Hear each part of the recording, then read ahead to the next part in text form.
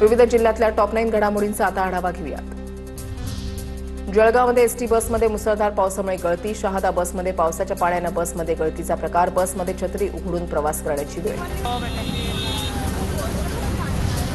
नागपूरमधल्या हॉटेल हेरिटेजमध्ये हुक्का पार्लरवर पोलिसांची धाड, 9 तरुणींसह 43 जणांच्या विरोधात गुन्हे दाखल। छाप्यामध्ये हाऊस ऑफ बियर नावाच्या कॅफेमध्ये मोठ्या प्रमाणावर तरुणी हुक्का पिताना आढळले।